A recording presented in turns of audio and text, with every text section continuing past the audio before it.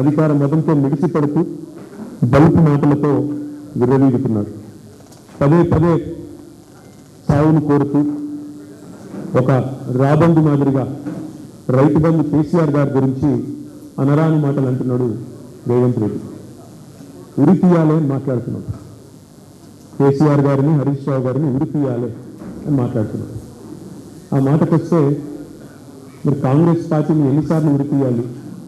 ఆ మాటకొస్తే కాంగ్రెస్ పార్టీని ఎన్ని రకాలుగా ప్రజలు శిక్షించాలి? దాని లోతుల్లోకి నేను ఈ నిమిషానికి పోను. కానీ బాధ అనిపిస్తున్నది. తెలంగాణ వాదుల గుండెలు ఇవాళ రగులుతున్న మాట వాస్తవం.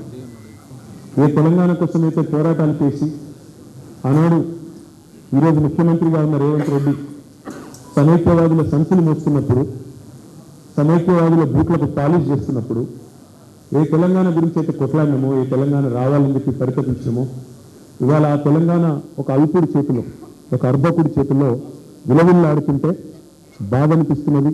అందులో ముఖ్యంగా కేసీఆర్ గారిని నోటికొచ్చినట్టుగా మాట్లాడుతుంటే ఉదయం రగిలిపోతున్నది. ఇది వాస్తవం. కానీ నా ప్రార్థన మీతో ఒకటే, అనేవాళ్ళు అవతల వాళ్ళు వాళ్ళకు ఒక స్థాయి ఉంటే మనం బాధపడాలి. కానీ ఎన్టీ రామారావు గారు, స్వర్గీయ నందమూరి తారక రామారావు గారు ఎప్పుడో చెప్పారు, అంగుష్ట మాత్రులు, కుక్కమూతి పిందెలు కాంగ్రెస్ నాయకులు. నిజంగా ఇవాళ ఆ అంగుష్ట మాత్రుడు అనే పదానికి, అనే మాటకి అర్హుడెవడని ఉన్నాడంటే రేవంత్ రెడ్డికి మించిన వాడు ఎవరు లేడు. కుక్కమూతి పిందెలు అని కాంగ్రెస్ నాయకులను తారక రామారావు గారు అనేది ఖచ్చితంగా వారికి తగిన మాట అది. ఎందుకంటే ఒక్కసారి ఆలోచిస్తే నదీ జలాలు అని చెప్పి నిన్న చర్చ పెట్టారు. అసలు ఈ ముఖ్యమంత్రి గారికి బేసిన్లు తెలియదు, బేసిక్స్ అంతకంటే తెలియదు.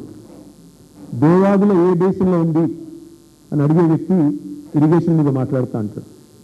అట్లాగే ఆయన ముఖ్యమంత్రి అయిన తర్వాత వట్టెల్ పంప్ హౌస్ మునిగినా ఇంతవరకు కనీసం దాని మీద సమీక్ష చేయలేని అసమర్థుడు రేవంత్ రెడ్డి. ఎస్ఎల్బీసీ టన్నెల్ తన అవినీతి వల్ల కుప్పగొలితే 8 మంది అందులో సజీవంగా జల సమాధి అయితే ఇంతవరకు వాళ్ళ శవాలను కూడా బయటికి తీయలేని ఒక అసమర్థ పరిపాలకుడు రేవంత్ రెడ్డి. సుంకిశాల రిటైనింగ్ వాళ్ళు పేక మూడలాగా కుప్పకూలితే ఏ సంస్థనైతే నిర్మాణం చేస్తుందో ఆ సంస్థను బ్లాక్ లిస్ట్ చేయాలి అని మీ డిపార్ట్మెంట్ స్వయంగా సిఫారసు చేసిన దాన్ని అమలు చేయలేని అర్భకుడు రేవంత్ రెడ్డి. అట్లాగే ఆయన పరిపాలన గురించి ఒక మాటలో కట్టే కొట్టే తెచ్చే అన్నట్టు చెప్పాలి అంటే ఏమున్నది పరిపాలన గొప్పదనం ఈ 2 ఏళ్లలో? పేల్చివేతలు, కూల్చివేతలు, ఎగవేతలు. మనం ఎన్నో చూసాము చరిత్రలో. కానీ ఇంత చెత్త ప్రభుత్వం, చెక్ డ్యాంలను పేల్చేసే చెత్త ప్రభుత్వం బహుశా భారతదేశంలో కాదు, ప్రపంచంలో ఎక్కడ ఉండదు. ఎవరైనా నిర్మాణాలు చేస్తారు, మీరు విధ్వంసం తప్ప మీకేం తెలియదు. పేల్చివేతలు, మేడిగడ్డను బాంబులతో పేల్చారో అట్లాగే ఇవాళ చెక్ డ్యాములు పటాకాలు పెంచినట్టు తెలుస్తా ఉన్నది కాంగ్రెస్ నాయకత్వం. దానికి వంతబాడుతున్నది ఈ దిక్కుమాలిన ప్రభుత్వం. కూల్చివేతలు, కేవలం ఇల్లు కూల్చడం తప్ప ఒక్క ఇల్లు కట్టిన ముఖం లేదు మీకు 2 ఏళ్లలో. ఇక ఎగవేతల గురించి అయితే నేను ఎన్నిసార్లు విడిదీయాలో తెలియదు. మరి విడిదీయాలని మాట్లాడుతున్నావు. నువ్వు రాహుల్ గాంధీని విడిదీయాలి. ఎక్కడ? అశోక్ నగర్ నడి చౌరస్తాలో 2 లక్షల ఉద్యోగాలు అని చెప్పి మాట తప్పినందుకు రాహుల్ గాంధీని విడిదీయాలి. రైతులకు రుణమాఫీ చేస్తా అని చెప్పి మాట తప్పినందుకు వరంగల్లో రాహుల్ గాంధీని విడిదీయాలి.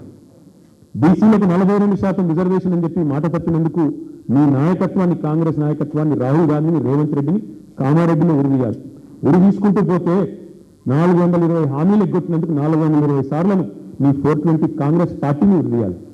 కేసీఆర్ గారిని పట్టుకొని నోటికొచ్చినట్టు మాట్లాడుతూ పనికిమాలిన చెత్తవాగుడు వాగుతూ నేను శాసనసభలో ఆయన మాట్లాడిన మాట బాధ ఎక్కడ అంటే, సరే ముఖ్యమంత్రి ఒక అర్భకుడు, అంగుష్ట మాత్రుడు, ఒక నికృష్టుడు, ఇవన్నీ మనకు తెలుసు. సర్వభ్రష్ట ప్రభుత్వానికి ఇవాళ అధినేత ఈ ముఖ్యమంత్రి. సర్వభ్రష్ట ప్రభుత్వం ఈ రంగం ఆ రంగం అని కాదు, అన్ని రంగాల్లో అట్రఫ్లా ప్రభుత్వం, సర్వత్రా విఫలమైన ప్రభుత్వం ఈ ప్రభుత్వం. కానీ బాధాకరమైన పరిస్థితి ఏమంటే, అందరి హక్కులకు కస్టోడియన్లా ఉండాల్సిన స్పీకర్ గారు ఇవాళ ఆయన బడివే అనే మాట మాట్లాడితే కళ్ళప్పగించి ప్రేక్షక పాత్ర వహిస్తుంటే ఏమనాలో అర్థం కావట్లేదు. ఇది పార్లమెంటరీ భాషనా?